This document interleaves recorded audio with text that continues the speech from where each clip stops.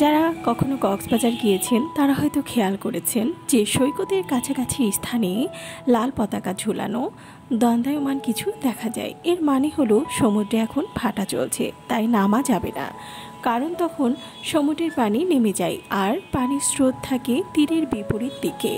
পর্যটকেরা শুধুমাত্র জোয়ারের সময়ই সমুদ্রে নামার অনুমতি পেয়ে থাকে, কারণ তখন পানির স্রোত থাকে তীরের দিকে। এই জোয়ার ভাটার প্রধান কারণ হলো সূর্য ও চন্দ্রের প্রযুক্ত মহাকর্ষ বল এবং পৃথিবী আবর্তনের ফলে সৃষ্ট অপকেন্দ্রিক বা বিকর্ষণ বল।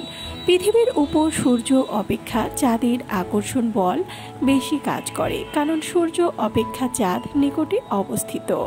চাঁদ ও পৃথিবীর ঘূর্ণনের ফলে পৃথিবীর যে পাশে চাঁদ থাকে সে পাশে অবস্থিত পানি বেশি ফুলে ওঠে। একই সময় পৃথিবীর যে অংশ চাঁদের বিপরীত দিকে থাকে সেই অংশে পানি নেমে যায়, আর এই পানি ফুলে ওঠাকে বলা হয় জোয়ার এবং নেমে যাওয়াকে বলা হয় ভাটা। আবার পৃথিবীর আবর্তন বা আহ্নিক গতির ফলে সমুদ্রের পানি নির্দিষ্ট সময় পর পর এক জায়গায় ফুলে ওঠে, আবার অন্য জায়গায় নেমে যায়। কোনো স্থানে জোয়ার সৃষ্টির প্রায় 6 ঘন্টা 13 মিনিট পরে ভাটা সংঘটিত হয়ে থাকে। এ কারণে পৃথিবীর যে কোনো স্থানে 2 বার জোয়ার এবং 2 বার ভাটা হয়। ভিডিওটি ভালো লাগলে চ্যানেলটিকে সাবস্ক্রাইব করুন আর পাশে থাকা বেল আইকনে ক্লিক করে দিন, তাহলে পরবর্তী ভিডিও আপলোড করার সাথে সাথেই আপনার কাছে পৌঁছে যাবে।